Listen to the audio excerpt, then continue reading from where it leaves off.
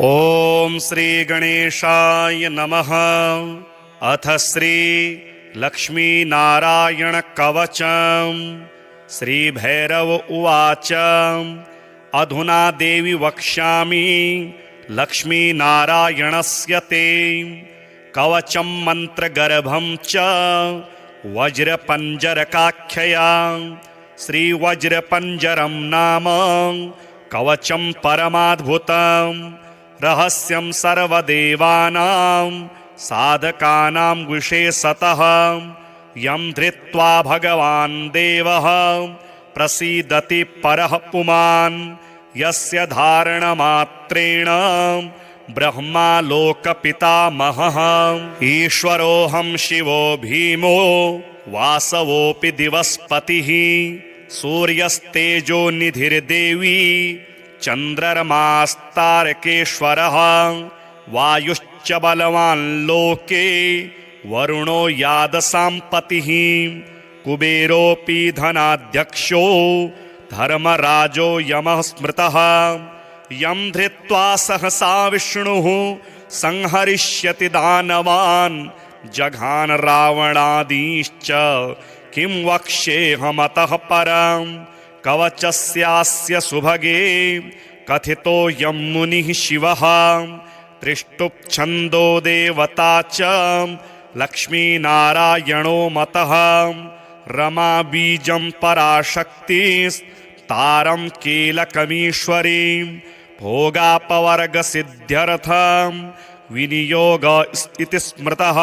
विनियोगः ओम अस्य श्री लक्ष्मीनारायण कवचस्य शिवः ऋषिः त्रिष्टुप्छन्दः श्री लक्ष्मीनारायण देवता श्रीं बीजं ह्रीं शक्तिः ओम कीलकं भोगापवर्गसिद्ध्यर्थे पाठे विनियोगः।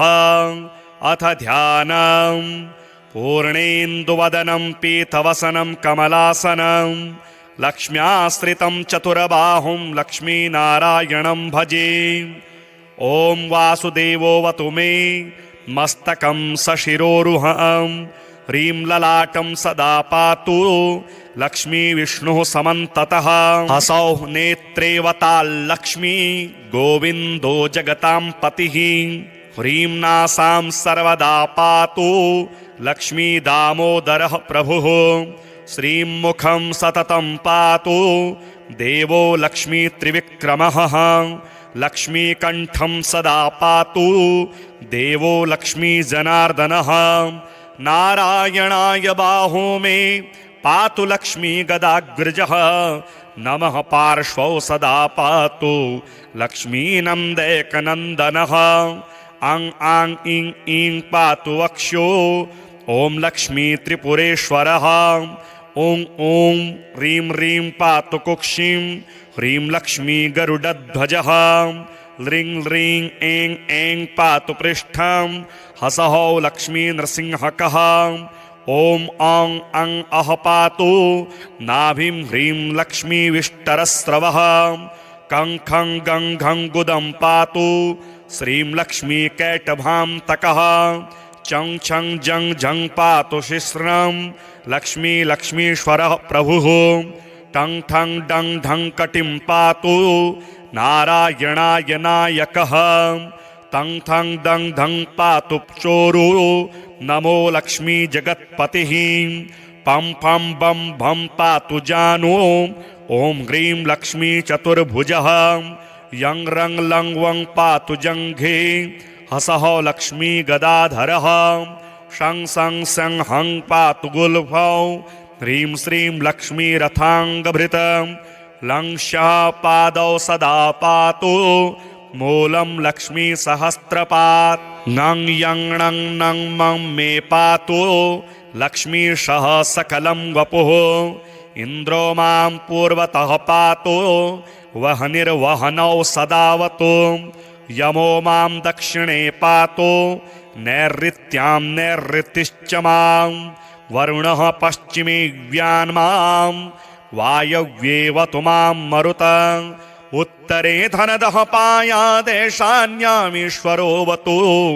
वज्रशक्तिदण्डखड्ग पाशयष्टिध्वजाङ्किताः सशूलाः सर्वदा पान्तो दिगीषः परमार्थदाः अनन्तः पात्वधो नित्यं मूर्ध्वे ब्रह्मावताच्च मां दश दिक्षु सदा पातु लक्ष्मीनारायणः प्रभुः प्रभाते पातु मां विष्णुर्मध्याह्ने वासुदेवकः दामोदरोऽवतात् सायं निषादौ नरसिंहकः शङ्कर्षणोर्धरात्रिव्यात् प्रभाते व्यात्रिविक्रमः अनिरुद्धः सर्वकालं विश्वक्सेनश्च सर्वतः रणे राजकुले द्युते विवादे शत्रुसङ्कटे ॐ ह्रीं हसः ह्रीं श्रीं मूलं लक्ष्मीनारायणोऽवतु ॐ ॐ ॐ रणराजचौररिपुतः पायाच्च मां केशवः ह्रीं ह्रीं ह्रीं हः सहौ हः सहौ वह्नेर्वतान् माधवः ह्रीं ह्रीं ह्रीं जलपर्वताग्निभयतः पायादनन्तो विभुः श्रीं श्रीं श्रीं शशशाललं प्रतिदिनं लक्ष्मीधवः पातु माम् इतीदं कवचं दिव्यं वज्रपञ्जरकाभिधं लक्ष्मीनारायणस्येष्टं चतुर्वर्गफलप्रदं सर्वसौभाग्यनिलयं सर्वसारस्वतप्रदं लक्ष्मीसंवननं तत्त्वं परमार्थरसायनं मन्त्रगर्भं जगत्सारं रहस्यं त्रिदिवोकसां दशवारं पठेद्रात्रौ रतां ते वैष्णवोत्तमः स्वप्ने वरप्रदं पश्ये लक्ष्मीनारायणं सुधीः त्रिसन्ध्यं यः पठेन्नित्यं कवचं मनमुखोदितं स याति परमं धाम वैष्णवं वैष्णवेश्वरः महाचीनपदस्थोऽपि यः पठेदात्मा चिन्तकः आनन्दपूरितस्तूर्णं लभेद्मोक्षं ससाधकः गन्धाष्टकेन विलिखेद्द्रवौ भूर्जे जपन्मनुं पीतसूत्रेण संवेष्ट्य सौवर्णेनाथ वेष्टयेत् धारयेत् गुटिकामूर्ध्नीं लक्ष्मीनारायणं स्मरन् रणे रिपुन् विजित्याशु कल्याणी गृहिमाविशेत् वन्ध्या वा काकवन्ध्या वा मृतवत्साच्चयाङ्गनां सा बध्नीयान् कण्ठदेशे लभेत् पुत्राश्चिरायुषः गुरुपदे शतो धृत्वा गुरुं ध्यात्वा मनुं जपन् वर्णलक्ष्यपुरश्चर्या फलमाप्नोति साधकः बहुनोक्तेन किं देवी कवचस्यास्य पार्वती विनानेन सिद्धिगिशान् मन्त्रस्यास्य महेश्वरी सर्वागमरहस्याढ्यं तत्त्वात्तत्त्वं परात्परम् अभक्ताय न दातव्यं कुचेलाय दुरात्मने दीक्षिताय कुलीनाय स्वशिष्याय महात्मने महाचीनपदस्थाय दातव्यं कवचोत्तमं गुह्यं गोप्यं महादेवी लक्ष्मीनारायणप्रियं वज्रपञ्जरकं वरमं गोपनीयं स्वयोनिवा अथ श्री महाविष्णुस्तोत्रम् सूत उवाच ते गत्वा देवदेवेशं रमानाथं जगद्गुरुं विष्णुं कमलपत्राक्षं दद्रशुः प्रभयान्वितं स्तोत्रेण तुष्टुवुर्भक्त्या गद्गदस्वरसत्कृताः जय विष्णो रमेशाद्य महापुरुषपूर्वज दैत्यारे कामजनक सर्वकामफलप्रद महावराह गोविन्द महायज्ञस्वरूपक महाविष्णो ध्रुवेशाद्य जगदुत्पत्तिकारण मत्स्यावतारे वेदानाम् उद्धाराधाररूपक सत्यव्रतधराधीश मत्स्यरूपाय ते नमः जयाकूपारदैत्यारे सुरकार्यसमर्पक अमृताप्तिकरेशान कूर्मरूपाय ते नमः जयादिदैत्यनाशार्थ मादिसूकररूपधृक मह्युद्धारकृतोद्योग कोलरूपायते नमः। नारसिंहं वपुः कृत्वा महादैत्यं ददारयः करजैर्वरदृप्ताङ्गं तस्मै नृहरये नमः। वामनं रूपमास्थाय त्रैलोक्यैश्वर्यमोहितं बलिं सञ्चलयामास तस्मै वामनरूपिणे। दुष्टशत्रविनाशाय सहस्रकरशत्रवे रेणुकागर्भजाताय जामदग्न्याय ते नमः। दुष्टराक्षसपौलस्त्य शिरश्छेदपटीयसे श्रीमद्दाशरथैतुभ्यं नमोऽनन्तक्रमाय च। कंसदुर्योधनादेश्च दैत्यः पृथिवीशलाञ्छने भाराक्रान्तां महीं योऽसा उज्जहार महाविभुः। धर्मं संस्थापयामास पापं कृत्वा सुदूरतः तस्मै कृष्णाय देवाय नमोऽस्तु बहुधा विभो। दुष्टयज्ञविघाताय पशुहिंसानिवृत्तये बौद्धरूपं दधौ योऽसौ तस्मै देवाय ते नमः। म्लेच्छप्रायेऽखिले लोके दुष्टराजन्यपीडिते कल्किरूपं समादद्यौ देवदेवाय ते नमः।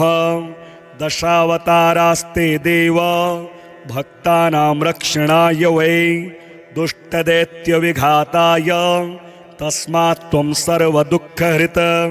जय भक्तार्थिनाशाय धृतं नारीजलात्मसु रूपं येन त्वया देव कोऽन्त्यस्त्वत्तो दयानिधिः। इत्येवं देवदेवेशं स्तुत्वा श्रीपीतवाससं प्रणेमुर्भक्तिसहिताः साष्टाङ्गं विभुदर्शभाः।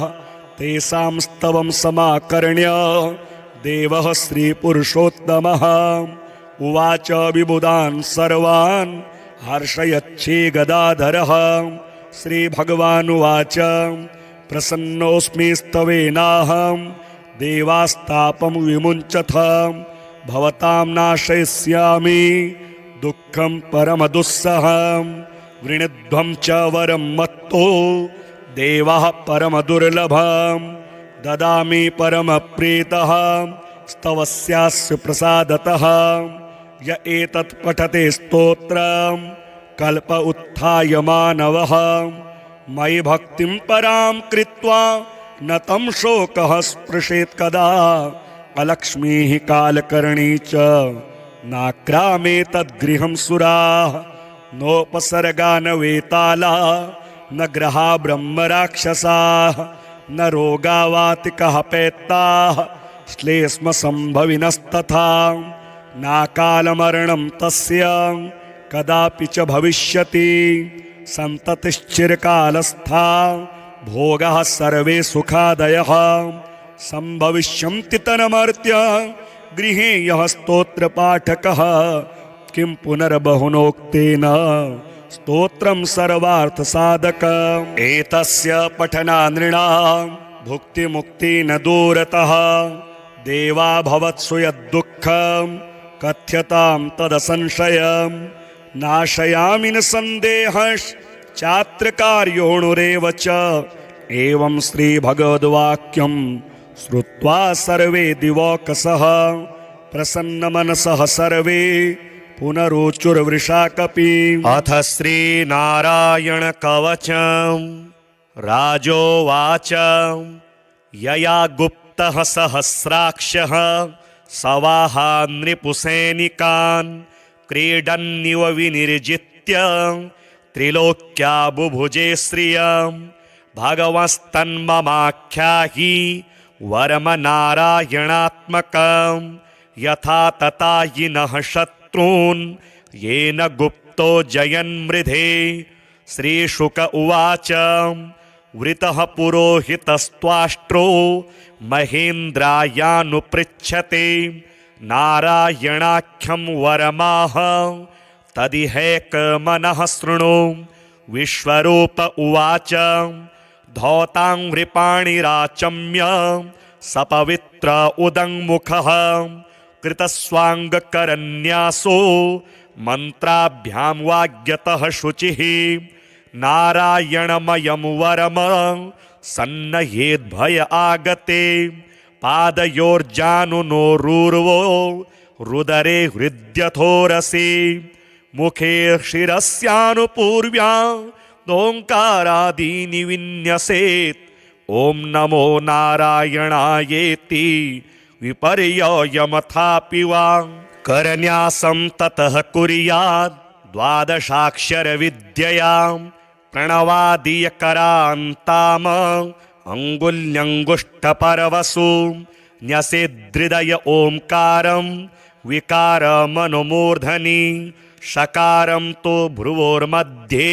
णकारं शिखया दिशेत् वेकारं नेत्रयोर्युञ्जान् नकारं सर्वसन्दिशो मकारमस्त्रमुद्दिश्य मन्त्रमूर्तिर्भवेद्बुधः सविसर्गं फडन्तं तत सर्वदिक्षु विनिर्दिशेत् आत्मानं परमं ध्यायेत् ध्येयं षट्शक्तिभिर्युतं विद्या तेजस्तपो मूर्ति मिमं मन्त्रमुदाहरेत् ओम हरिर्विदध्यान् मम सर्वरक्षां न्यस्ताङ्घ्रिपदमः पतगेन्द्रपृष्ठे दरारिचरमासि गदेषु चाप पाशान् दधानोष्टगुणोष्टबाहुः जलेषु मां रक्षतु मत्स्यमूर्तिर्यादो गणेभ्यो वरुणस्य पाशात् स्थलेषु मायावटुवा मनोव्यात्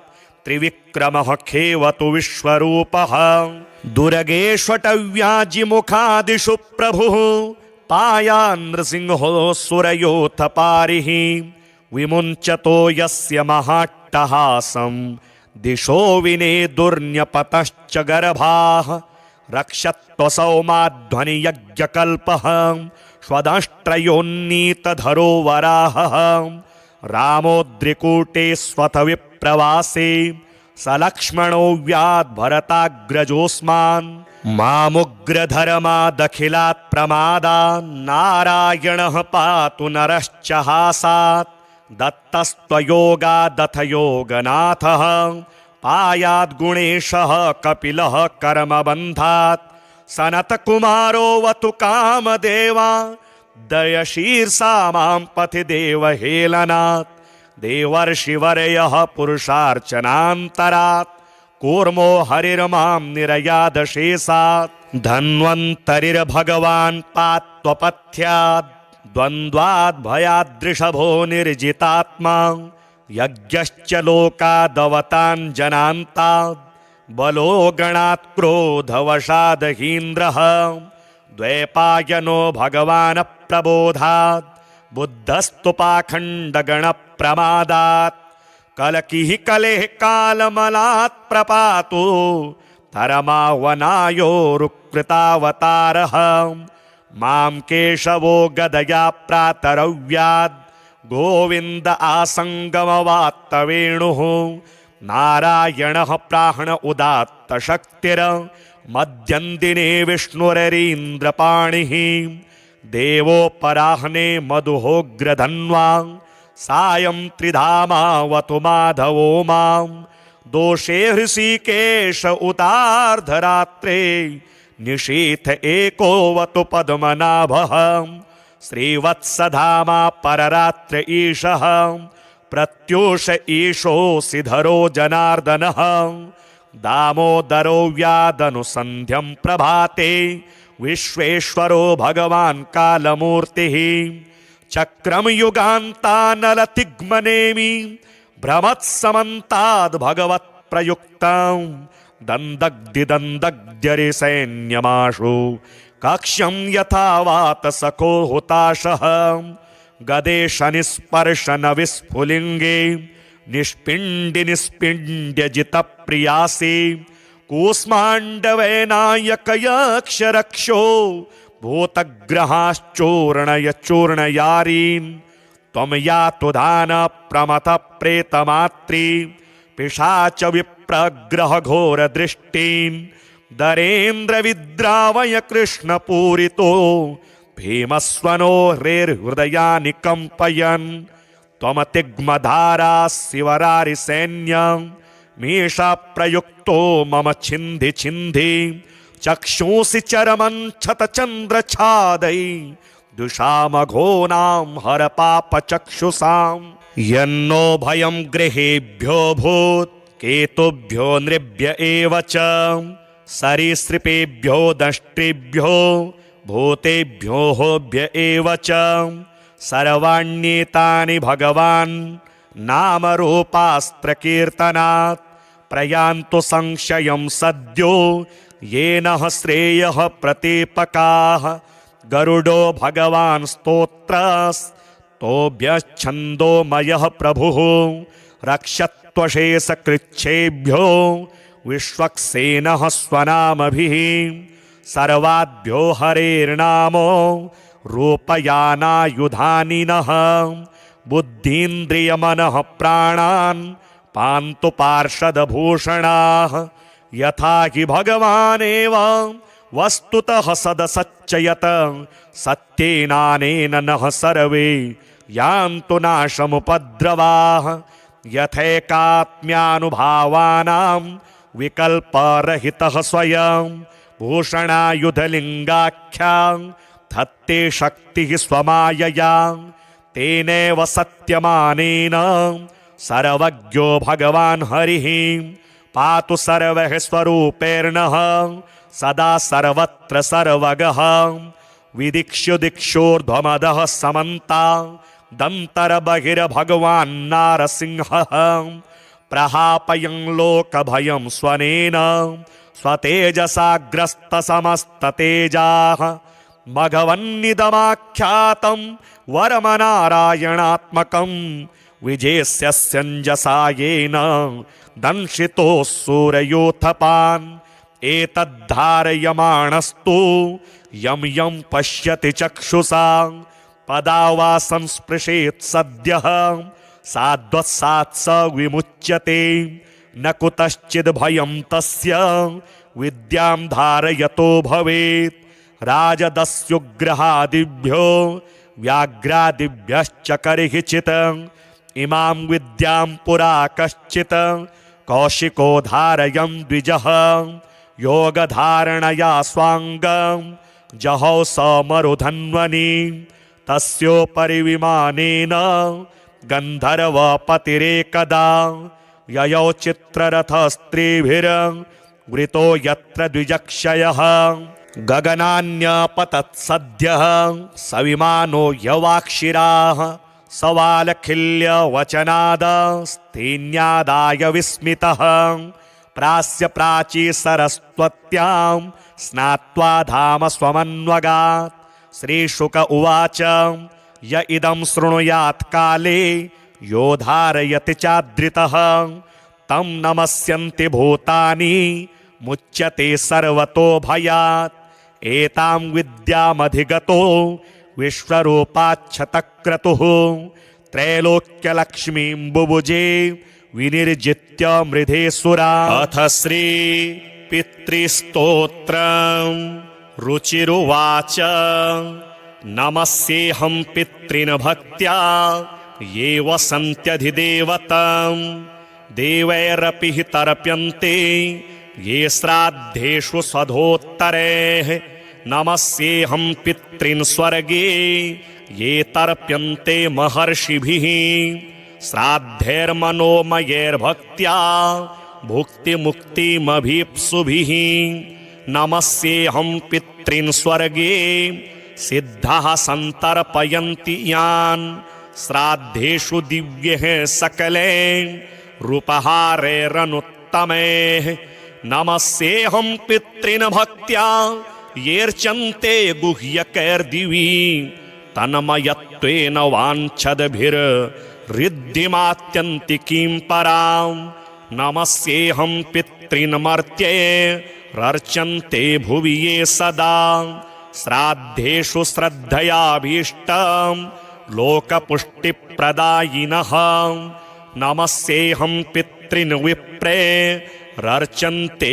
भुवि ये सदा वाञ्छिताभीष्टलाभाय प्राजापत्यप्रदायिनः नमस्येऽहं पितॄन्येवै तर्प्यन्तेरण्यवासिभिः वन्यैः श्राद्धैर्यताहारैस्तपो निर्धूतकल्मषैः नमस्येऽहं पितॄन् विप्रेर्नैष्ठिकैर्धर्मचारिभिः ये संयतात्मभिर्नित्यं सन्तर्प्यन्ते समाधिभिः नमस्येऽहं पितॄंश्चाध्ये राजान्यस्तर्पयन्ति यान् कव्यैरशेषैर्विधिवलो कद्वयफलप्रदान्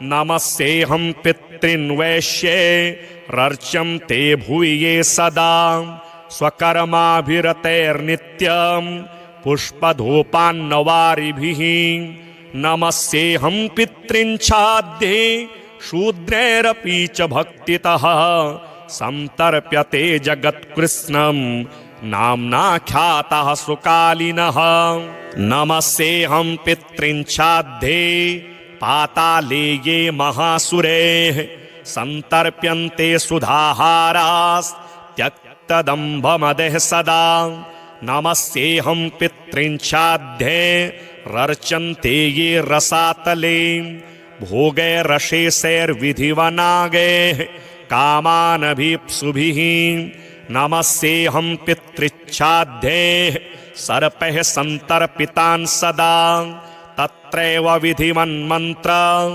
भोगसम्पत्समन्वितैः पितॄन्नमस्ये निवसन्ति साक्षाद्दि देवलोकेऽथ महीतले वा तथान्तरिक्षे च सुरारिपूज्यास्ते वै प्रतिच्छन्तु मयोपनीतम् पितॄन्नमस्ये परमार्थभूता ये वै विमाने निवसन्त्यमूर्ताः यजन्ति यानस्तमलैर्मनोभिर्योगीश्वरः क्लेशविमुक्तिहेतून् पितॄन्नमस्ये दिवि ये च मूर्ताः स्वधा भुजः काम्यफलाभिसन्धौ प्रदानशक्तः सकलेप्सितानां विमुक्तिदायेनभिसंहितेषु तृप्यन्तु तेऽस्मिन् पितरः समस्ता इच्छावतां ये प्रदिशन्ति कामान् सुरत्वमिन्द्रत्वमितोऽधिकं वा गजाश्वरत्नानि महागृहाणि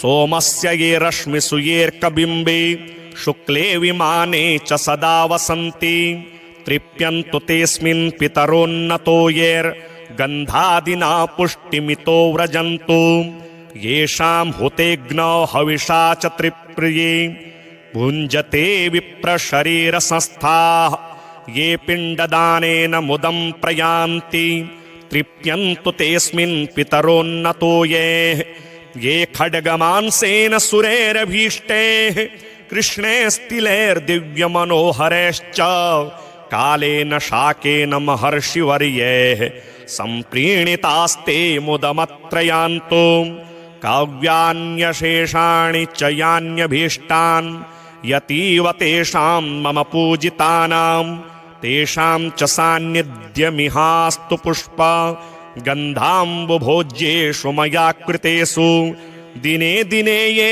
प्रतिगृह्णतोर्चां मासान्तपूज्या भुवि येष्टकासु ये वत्सरान्तेऽभ्युदये च पूज्याः प्रयान्तु ते मे पितरोऽत्र तुष्टिं पूज्या द्विजानां कुमुदेन्दुभासो ये क्षत्रियाणां ज्वलनार्कवर्णाः तथा विशां ये कनकावदाता नीलीप्रभाशूद्रजनस्य ये च तेऽस्मिन् समस्ता मम पुष्पगन्ध धूपाम्बुभोज्यादिनिवेदनेन तथाग्निहोमेन च यान्ति तृप्तिं सदा पितृभ्यः प्रणतोऽस्मि तेभ्यः ये देवपूर्वाण्यभितृप्तिहेतोर्स्रन्ति कव्यानि शुभाहृतानि तृप्ताश्च ये भूतिसृजो भवन्ति तृप्यन्तु तेऽस्मिन् प्रणतोऽस्मि तेभ्यः रक्ष्यासि भूतान्यसुरास्तथोग्रा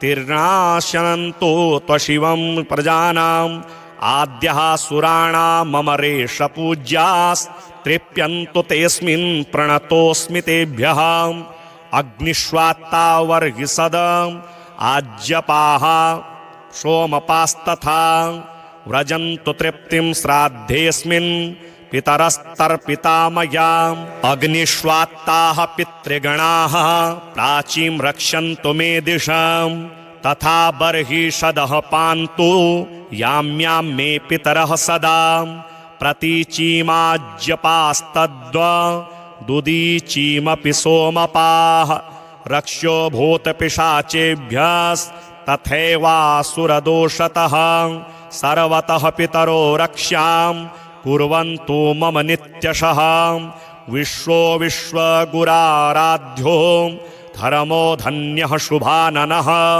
भूतिदो भूतिकृद भूतिः पितॄणां ये गणा नव कल्याणः कल्यदः कर्ता कल्यः कल्यतराश्रयः कल्यता हेतुरन्धः षडिमे ते गणः स्मृताः वरो वरेण्यो वरदस्तुष्टिदः पुष्टिदस्तथा विश्वपाता तथा धाता सप्तैते च गणाः स्मृताः महान् महात्मा महितो महिमावान् महाबलः गणः पञ्च तथैवेते पितॄणां पापनाशनाः सुखदो धनदश्चान्यो धर्मदोऽन्यश्च भूतिदः पितॄणां कथ्यते चैव तथा गणचतुष्टयम् 31 पितृगणा येर्व्याप्तमखिलं जगत् त एवात्र पितृगणास्तुष्यन्तु च मदाहितात्